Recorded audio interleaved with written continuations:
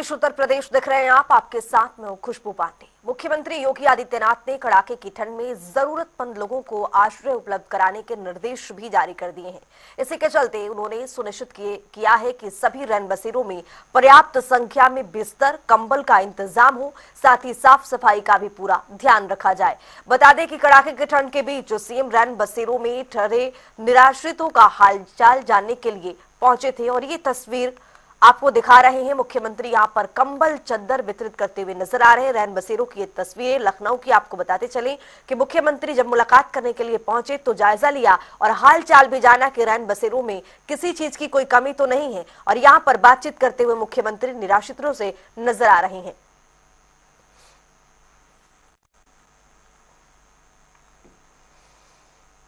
Bulletin में आगे बढ़ेंगे। लखनऊ से बड़ी खबर मिल रही है, उससे आपको रूबरू कराएंगे। बड़ी जानकारी, सीएम योगी आदित्यनाथ का आज रॉबर्ट्सगंज में कार्यक्रम है। बड़ी खबर, विधायक खेल महाकुंभ में शिरकत करने वाले हैं सीएम योगी। पुलिस लाइन में अधिकारियों संग आज बैठक करेंगे, जन प्रतिनिधियों से मुलाकात करेंगे सीएम। इस वक्त की बड़ी खबर, बड़ा अपडेट आपके सामने। जन प्रतिनिधियों से मुलाकात करेंगे मुख्यमंत्री। बताते चले आपको कि बैठक का आयोजन किया गया है मुख्यमंत्री की ओर से। विधायक खेल महाकुंभ में शिरकत करेंगे सीएम योगी। पुलिस लाइन में अधिकारियों के साथ भी बैठक करते हुए नजर आएंगे। इस वक्त की बड़ी खबर से आपको रूबरू करा रहे हैं।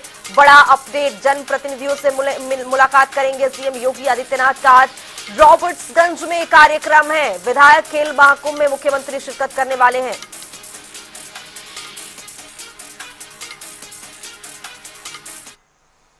बुलेटिन में आगे बढ़ेंगे। लखनऊ से एक और बड़ी जानकारी मिल रही है, उसे भी आपको रूबरू कराएंगे। बड़ी खबर, बीएसपी अध्यक्ष मायावती ने आज बड़ी बैठक बुला ली है। वरिष्ठ पदाधिकारियों, जिला अध्यक्षों के साथ आज बैठक करती हुई नजर आएंगी। सुबह 11 बजे यानी अब से कुछ ही देर बाद बीएसपी कार्यालय में बैठक का आयोजन होना है। पिछली बैठक में दिए गए निर्देशों की समीक्षा की जाएगी कि जिस तरह से निर्देश दिया गया था मायावती की ओर से, क्या उस निर्देश को फॉलो किया जा रहा है, उसको धरातल पर उतारने की कोशिश की जा रही है या नहीं। इस बैठक में पूरी तरह से जायजा लेती हुई नजर आएंगी मायावती। तो बड़ी खबर आपको दे रहे हैं, लखनऊ से आपको बता रहे हैं बीएसपी अध्यक्ष मायावती ने आज बैठक बुला ली है। अब से कुछ ही देर बाद इस बैठक का आयोजन होना है। वरिष्ठ पदाधिकारी, जिला अध्यक्षों की ये बैठक है जिसमें जायजा लिया जाएगा। तौकीर की दवाई हमारे सहयोगी लखनऊ से जुड़ रही हैं ज्यादा जानकारी के साथ। तौकीर, क्या अपडेट है? बीएसपी अध्यक्ष मायावती ने आज बैठक बुला ली है। अब से कुछ ही देर बाद इस बैठक का आयोजन होना है और पिछले निर्देश को लेकर इस बैठक में जायजा लिया जाएगा। क्या अपडेट?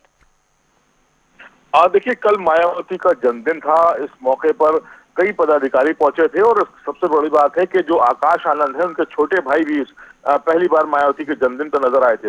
मायावती ने कई बड़ी बातों का ऐलान भी किया था कल और उसी का नतीजा है कि आज इस बैठक को बुलाया गया है। उत्तर प्रदेश की ये बैठक है जिसमें स्टेट प्रेसिडेंट के साथ में ही जो जिला अध्यक्ष हैं, जो मंडल अध्यक्ष हैं, जो कोऑर्डिनेटर हैं, उन सभी को आज बुलाया गया है। और माना यह जा रहा है कि क्योंकि बहुजन समाज पार्टी ने मिल्कीपुर उपचुनाव से किनारा किया है, वहां पर वो मैदान में नहीं है, लेकिन इसके अलावा जो 2027 की तैयारियां हैं उसको लेकर जरूर दिशा निर्देश दिए जाएंगे। क्योंकि जिस तरह से उत्तर प्रदेश में पीडीए का नारा समाजवादी पार्टी की तरफ से दिया और लगातार भारतीय जनता पार्टी भी जो दलित वोटर हैं उनको लुभाने के लिए तरह तरह की स्कीमें भी लाई जाती हैं और बयानबाजी भी की जाती है।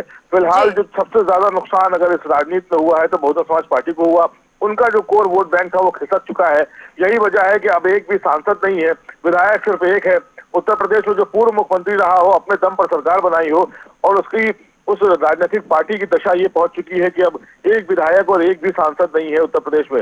फिलहाल यही वजह है कि अब इस तरह की बैठक में नतीजे जरूर सामने आएंगे, क्योंकि बसपा सुप्रीमो ने कई बातों को लेकर साफ कर दिया था कि आगे के कई जो भी चुनाव होने हैं वो अकेले दम पर बहुजन समाज पार्टी लड़ेगी।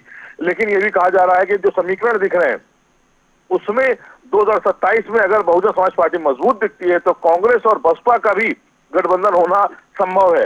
फिलहाल इन्हीं सब लोग बातों को लेकर आज चर्चा होगी और तो जो पदाधिकारी हैं उनको दिशा निर्देश भी दिए तो जाएंगे। आखिर जिस तरह से लोकसभा में देखा गया कि कोई बड़ा जलवा बीएसपी दिखा नहीं पाई, उसके बाद यहाँ पर उपचुनाव भी हुए और मिल्कीपुर का चुनाव भी है, इन सब चीजों में पूरी तरह से जो बीएसपी थी वो पस्त होती हुई नजर आई। लेकिन इस बैठक के जरिए क्या लगता है संगठन को, पदाधिकारियों को, जिला अध्यक्षों को मजबूत करने की भरपूर कोशिश की जाएगी? 2027 का आगामी चुनाव है, क्या बीएसपी की ओर से इसको मजबूती से लड़ने की भरपूर कोशिश है यहाँ पर?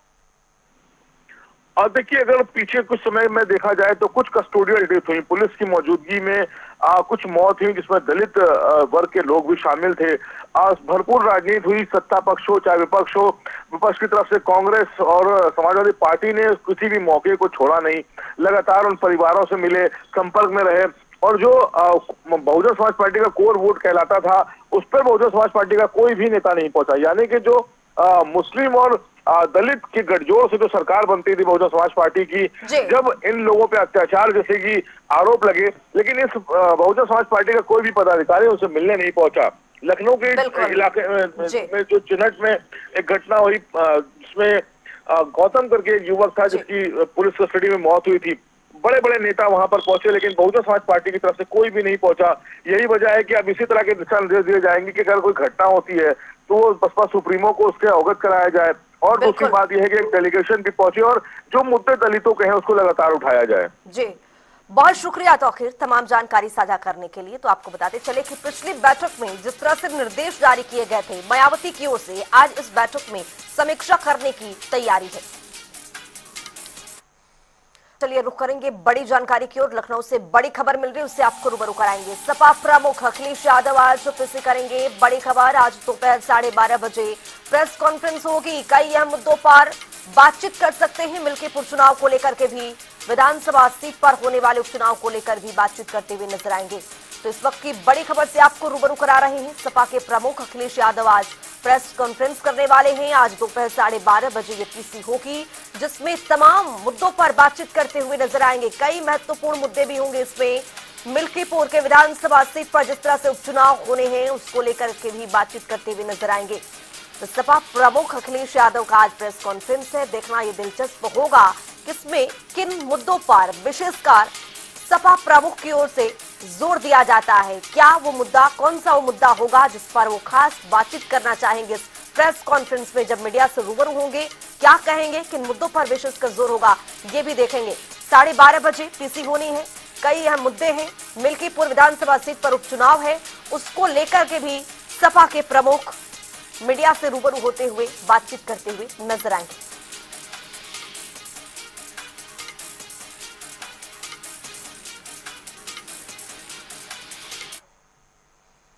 बुलेटिन में आगे बढ़ेंगे। अयोध्या से बड़ी खबर मिल रही है, उससे आपको रूबरू कराएंगे। बड़ी जानकारी, बीजेपी प्रत्याशी चंद्रभान पासवान आज नामांकन करेंगे।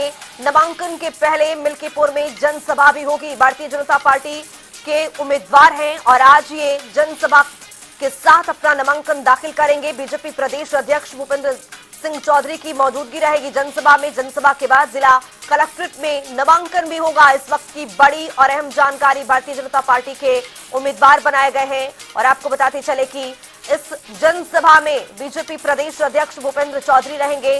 जनसभा के बाद जिला कलेक्ट्रेट में नामांकन भी दाखिल करते हुए नजर आएंगे।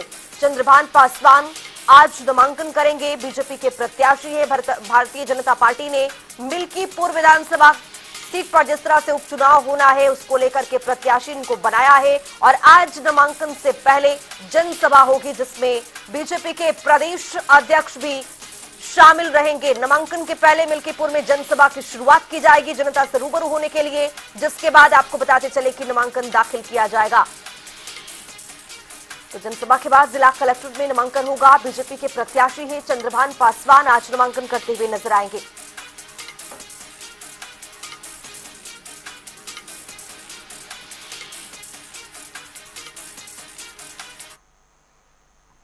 बुलेटिन में आगे बढ़ेंगे, बड़ी जानकारी मिल रही है उससे आपको रूबरू कराएंगे। यूपी समेत पूरे उत्तर भारत को कड़ाके की ठंड से अपनी चपेट में ले रखा है। जहां एक ओर गलन भरी सर्दी से लोग बेहाल दिखाई दे रहे हैं, तो वहीं दूसरी ओर घने कोहरे के चलते सड़कों पर तेज रफ्तार वाहन रेंगते हुए नजर आ रहे हैं। लोग ठंड से बचने के लिए अलाव का सहारा ले रहे हैं। तो वहीं आपको बताते चले, किसी के चलते फ्लाइट और ट्रेनों के लेट होने से हजारों लोग परेशानियों का सामना कर रहे हैं। वहीं इसी के चलते यूपी के कई जिलों में प्रशासन की ओर से 1 से 8 तक के बच्चों की स्कूल की छुट्टियां कर दी गई है। मौसम विभाग ने हल्की बारिश को लेकर चेतावनी भी जारी कर दी है। तस्वीरों के जरिए भी आप देख सकते हैं किस तरह से कड़ाके की ठंड पड़ रही है। विजिबिलिटी बेहद कम होती हुई नजर आ रही है, जिसकी वजह से आज स्कूल में भी छुट्टियों को बढ़ा दिया गया है।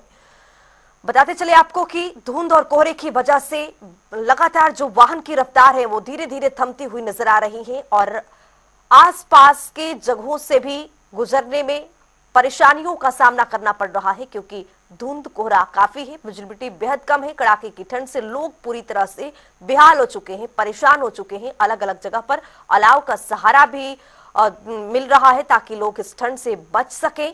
और घने कोहरे के चलते आपको बताते चलें कि जो विजिबिलिटी है वो बेहद कम होती हुई नजर आ रही है। प्रशासन का भी यहां पर इंतजाम है। आपको बताते चले कि उत्तर प्रदेश में योगी सरकार खुद सख्त है इतना कि अलाव का व्यवस्थाएं सरकार की ओर से मुहैया करवाई जा रही हैं। रैन बसेरों में भी आज मुख्यमंत्री जायजा लेते हुए भी नजर आए कि जो रैन बसेरों में रह रहे हैं गरीब जरूरतमंद किस हालत में है, क्या उनको कंबल चद्दर उनके पास है या नहीं है, साफ सफाई की व्यवस्थाएं किस तरह की हैं।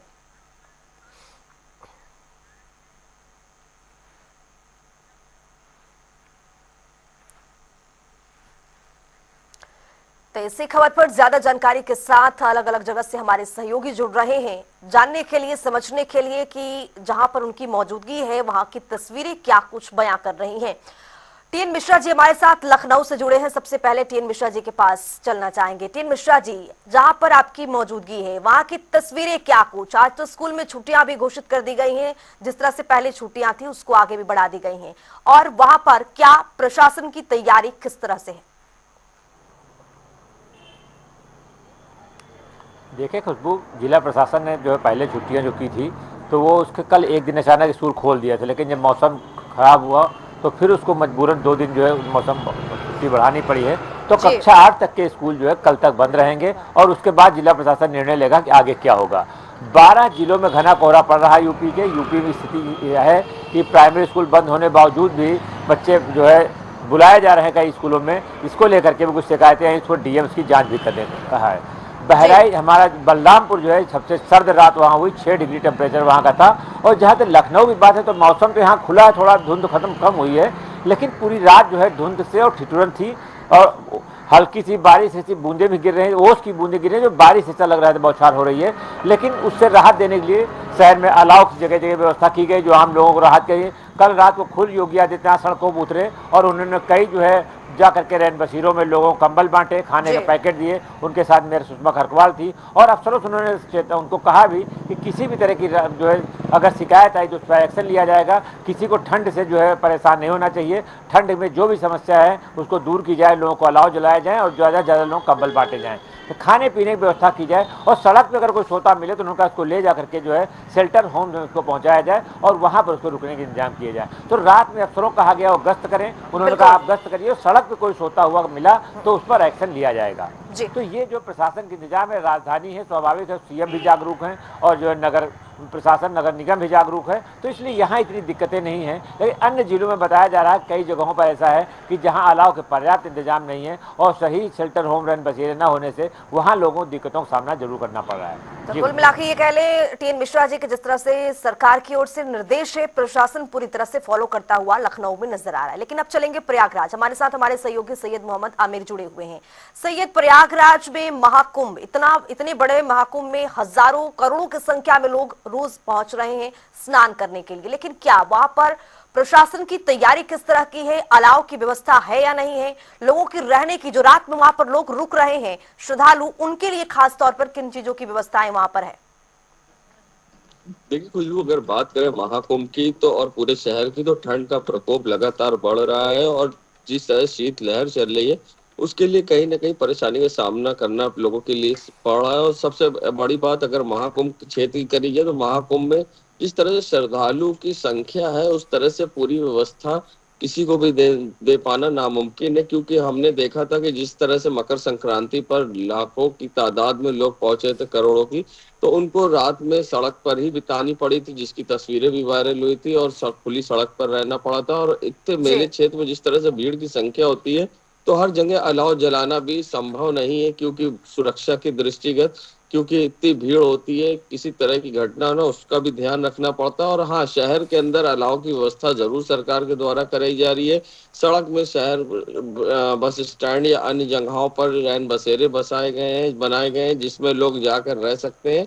इस तरह की पूरी व्यवस्था है। मगर जिस तरह से लगातार ठंड बढ़ रही है, उससे कहीं ना कहीं लोगों की मुश्किलें बढ़ रही हैं, और लोग घर के अंदर कैद हो रहे हैं और घर से निकलना मुश्किल हो रहा है। और दूसरी तरफ जिस तरह से कोहरा है, कोहरे के कारण पूरी गाड़ियों की रफ्तार थम गई है, और ट्रेनें भी लेट हो रही है, और बस से भी आवागमन करने में लोगों को परेशानी का सामना करना पड़ा। जी ठीक है, दिवाकर पांडे हमारे साथ जुड़े हुए हैं बहराइच से। दिवाकर, जहां पर आपकी मौजूदगी है वहां की तस्वीरें क्या कुछ है, प्रशासन की व्यवस्थाएं किस तरह की है वहां पर? देखिए खुशबू, लगातार बहराइच भारत नेपाल सीमा पर है। कड़ाके की ठंड यहाँ लगातार जारी है। 2 दिन पहले कुछ धूप निकली थी, लेकिन जिस तरीके से पिछले 24 घंटों में यहाँ का तापमान काफी गिरा है, और 6 डिग्री से 10 डिग्री के बीच में बहराइच का तापमान पिछले 24 घंटे से रिकॉर्ड किया गया है। हालांकि प्रशासन लगातार बेहतर व्यवस्थाएं दे रहा है। शहर में 3 जगह पर रैन बसेरे और शेल्टर होम की स्थापना की गई है। डीएम और एडीएम लगातार व्यवस्थाओं का जायजा ले रहे हैं। पूरे तहसील और ब्लॉक स्तर पर कंबल बांटे जा रहे हैं। प्रशासन का यह पूरा प्रयास है कि हर जरूरतमंद को कंबल दिया जाए और उनको ठंड में पूरी तरीके से व्यवस्थाएं की जाए। लेकिन जिला प्रशासन ने ठंड को देखते हुए कक्षा 8 तक के स्कूलों को 18 जनवरी तक बंद कर दिया है, और इसके अलावा जो माध्यमिक विद्यालय है उनके समय को परिवर्तन किया गया है। लेकिन जिस तरीके से लगातार वो बहराइच पर ठंड का कहर जारी है, उसने जो वाहन है उनके आवागमन को काफी हद तक प्रभावित किया है। सड़कों पर जो हजारों वाहन निकलते थे, उनकी संख्या काफी कम रह गई है, और बच्चे और बूढ़ों को काफी कठिनाई का सामना इस ठंड के कारण करना पड़ रहा है। जी खुशबू। ठीक है, अवधेश मिश्रा के पास चलेंगे। बदायूं, बदायूं में किस तरह की स्थिति है अवधेश? क्योंकि वहां पर किसान जो ये जिस तरह से कोहरा पड़ रहा है, तो जो कोहरा है, वो जो ठंड पड़ रहा है, वो किसानों के लिए कितना फायदेमंद है, कितना नुकसान है, और वहां पर प्रशासन की तैयारी किस तरह की? देखिए खुशबू, बता दूं कि बदायूं में लगातार वो कड़ाके की ठंड पड़ रही है, क्योंकि कल रात से हल्की फुल्की बारिश भी हो रही है, जिसके चलते लोगों का आना जाना वो मुश्किल हो गया है। मैं तस्वीरों के माध्यम से जरा दिखाना चाहूंगा कि ये मैं उस जगह पे खड़ा हुआ हूँ जहाँ पर जब मौसम खुला हुआ होता है तो काफी भीड़ भाड़ होती है, लेकिन बारिश होने की वजह से और ठंड की वजह से वाहनों की रफ्तार वो कम गई है। तस्वीरों के माध्यम से जरा दिखाएंगे कि ये वो चौराहा है जहाँ पर हमेशा भीड़ रहती है, लेकिन आज वो कम भीड़ दिखाई दे रही है, क्योंकि बदायूं में रात से बारिश भी हो रही है, जिसके चलते वो लोग अपने घरों से नहीं निकल रहे हैं, और अपने घरों में रहकर ही अलाव वगैरह की व्यवस्था करके अपना वो ठंड से बचाव का कार्य कर रहे हैं। अगर प्रशासन की बात की जाए तो बदायूं में प्रशासन वो लगातार अलाव की व्यवस्था करा रहा है, और लगातार कंबल वितरण भी कर रहा है। बदायूं जिले का जो प्रशासन है वो लगातार ठंड को देखते हुए अलर्ट मोड पर बना हुआ है, और बदायूं में चूंकि रात से बारिश भी हो रही है। वहीं अगर स्कूलों की अगर बात की जाए तो बदायूं जिला बेसिक शिक्षा अधिकारी ने वो आज की छुट्टी घोषित कर दी है, क्योंकि ठंड ज्यादा है और कल रात से बारिश भी हो रही है। जी खुशबू। बहुत शुक्रिया आप सभी का तमाम जानकारी साझा करने के लिए। तो आपको बताते चले कि हमारे सहयोगी अलग अलग जगह से जुड़े थे और तस्वीरें दिखा रहे थे कि किस तरह से प्रशासन की व्यवस्थाएं हैं, किस तरह से अलाव की व्यवस्थाएं की गई हैं, और किस तरह से मौसम विभाग विज्ञान केंद्र की ओर से अलर्ट भी जारी किए गए हैं।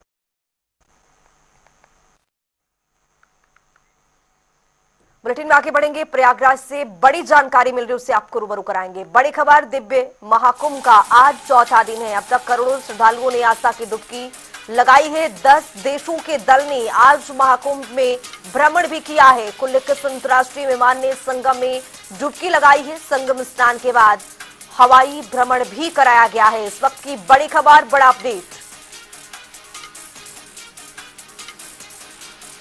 तस्वीरें आ गई है सामने। आपको बताते चले कि 10 देशों की जो श्रद्धालु आए हुए हैं, मेहमान आए हुए हैं, आज उन्होंने महाकुंभ का भ्रमण किया है। और बताते चले आपको कि कुल 21 अंतर्राष्ट्रीय मेहमान ने संगम में आस्था की डुबकी भी लगाई है। लखनऊ से बड़ी खबर मिल रही है, उसे भी आपको रूबरू कराएंगे। बड़ी जानकारी, राजधानी में मिलावटी चाय पत्ती का बड़ा खेल सामने आया है। एसटीएफ और एफएसडीए की टीम ने कृष्णा लोक कॉलोनी में छापेमारी की है। एक मकान में मिलावटी चाय पत्ती बेचने का गोरख धंधा चल रहा था। केमिकल और रंग मिलाकर चाय पत्ती तैयार की जा रही थी। भारी मात्रा में मिलावटी चाय पत्ती की बरामदगी हुई है। गिरोह के एक आरोपी को मौके से भी गिरफ्तार कर लिया गया है। और ये तस्वीर देखिए किस तरह से चाय पत्ती, नकली चाय पत्ती यहां पर बनाया जा रहा था। इस चाय पत्ती को रंग में रंगा जा रहा था, केमिकल के थ्रू इसको बनाया जा रहा था और बड़ी कामयाबी एसटीएफ को मिली है। एक को धर दबोचा गया है। इस पूरे मामले में प्रशासन की नाक के नीचे से ये गोरख धंधा चल रहा था।